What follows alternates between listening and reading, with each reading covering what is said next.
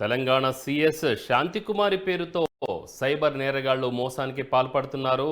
CS ఫోటోను డీపీగా ఉంచి పలువురికి మెసేజ్లతో పాటు ఫోన్లు కూడా చేసినట్లు సమాచారం ఉంది.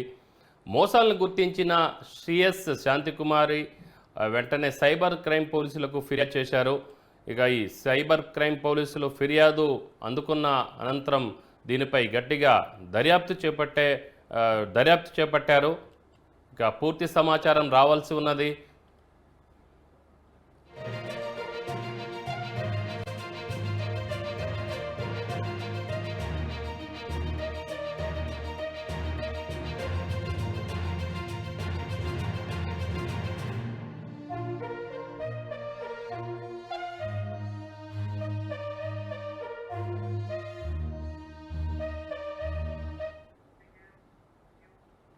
దీనిపై మరింత సమాచారం మా ప్రతినిధి crime bureau chief Krishna phone లైన్లో అందిస్తారు. కృష్ణ,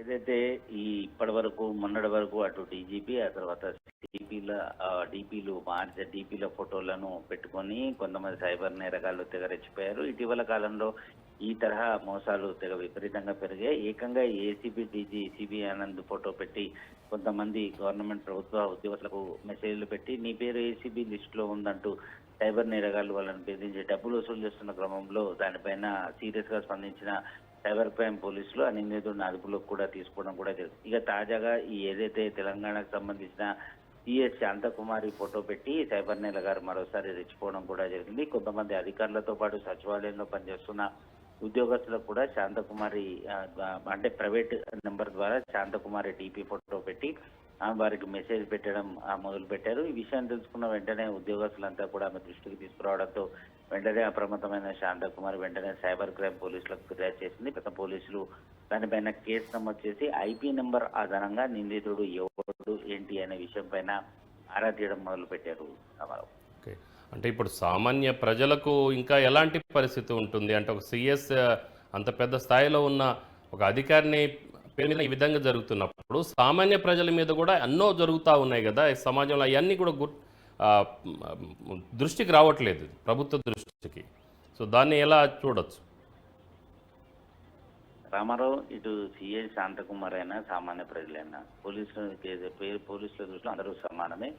కేవలం ఒక ఫిర్యాదు చేసినప్పుడు సైబర్ క్రైమ్స్ వాళ్ళు దానికి సంబంధించిన కేసు నమోదు చేయడమే కాకుండా వాటికి సంబంధించిన ఐపీ ఆధారంగా నిందితులు ఎవరనేది గుర్తించే పనిలో పడ్డారు. గతంలో పోలీస్ స్టేషన్కి వెళ్ళి ఆ పోలీస్ స్టేషన్ నుంచి సైబర్ క్రైమ్ పోలీస్ స్టేషన్కి వెళ్ళి కేసు నమోదు చేయాల్సిన పరిస్థితి ఉండేది. కానీ ఇప్పుడు సోషల్ మీడియా ట్విట్టర్ కానీ ఇన్స్టాగ్రామ్ కానీ వీటి ద్వారా కూడా సైబర్ క్రైమ్లను అప్రమత్తం చేస్తే దాని ద్వారా కూడా ఒక ఎఫ్ఐఆర్ నమోదు చేసి నిందితులకు చెప్పే విధంగా పోలీసులు ప్రయత్నాలు చేస్తున్నారు. సాధారణంగా చాలా మంది కూడా తమ డీపీలో అంటే సోషల్ మీడియాలో ఫేస్బుక్ కానీ ఇన్స్టాగ్రామ్ ట్విట్టర్లలో తమ డీపీలలో తమ ఫోటోలు పెట్టుకుంటారు. సో మహిళల వ్యవహారానికి సంబంధించి ఇలాంటి కేటుగాలు విపరీతంగా రెచ్చిపోతున్న క్రమంలో డీపీలు పెట్టకుండా వాటి దూరంగా ఉంటేనే మంచిది అని చెప్పి కూడా చెప్తున్నారు. అంతేకాకుండా తరచుగా ఫోటోలు మార్చడమే కాకుండా పాస్వర్డ్లు కూడా చేంజ్ చేసుకోవాల్సిన అవసరం ఉంది. అంతేకాకుండా ఏదైతే మన ఈ సోషల్ మీడియాకి సంబంధించిన ప్లాట్ఫామ్స్ ఉంటాయో అవి పబ్లిక్ అనేది కాకుండా కేవలం ప్రైవేట్ లేదంటే ఫ్రెండ్స్ అనేది మాత్రమే సెలెక్ట్ చేసుకోవాల్సింది. అంటే తనకు తెలిసిన వారికి మాత్రమే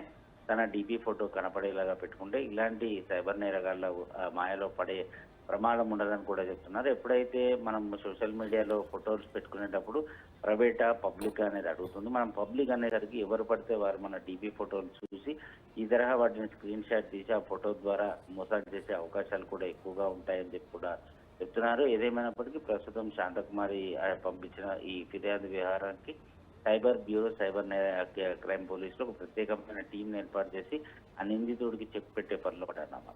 అంటే ఇప్పుడు కొంతమంది చదువుకున్న వాళ్ళకైతే దీని మీద అవేర్నెస్ ఉంటుంది, డీపీ ప్రైవేట్గా పెట్టుకోవడం కానీ రకరకాల ఆప్షన్స్. కానీ గ్రామీణ ప్రాంతంలోని చాలామంది ఈవెన్ మామూలుగా చదువుకున్న హై స్కూల్ లెవెల్ కంటే ప్రైమరీ లెవెల్ చదువుకున్న వాళ్ళు కూడా ఉంటారు. అలాంటి వాళ్ళు కూడా ఈ స్మార్ట్ ఫోన్స్ వాడుతున్నారు. కాబట్టి అలాంటి వాళ్లకు అవగాహన పరచడం కోసము ఏదైనా సెల్ లాంటివి ఏమైనా ఏర్పాటు చేశారా అవగాహన పరచడం కోసం ప్రభుత్వం?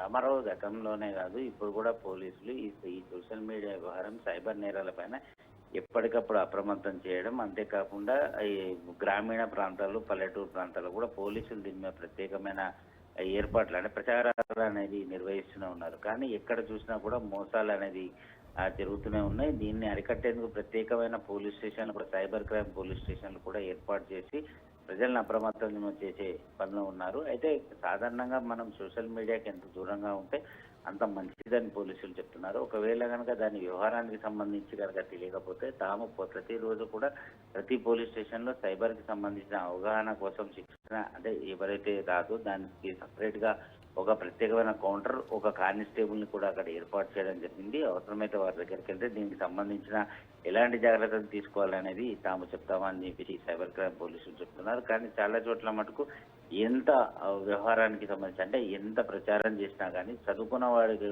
రాని వాడికంటే చదువుకున్న వాళ్ళు ఎక్కువగా మోసపోతున్నారని చెప్పేసి కూడా పోలీసులు దీని మీద చెప్పడం జరుగుతుంది. సో ఏదేమైనప్పటికీ ఇలాంటి సైబర్ నేరగాళ్లను అరికట్టేందుకు భవిష్యత్తులో ఇంకా కార్యక్రమాలు చేపడతామని కూడా అధికారులు చెప్పడం జరుగుతుంది.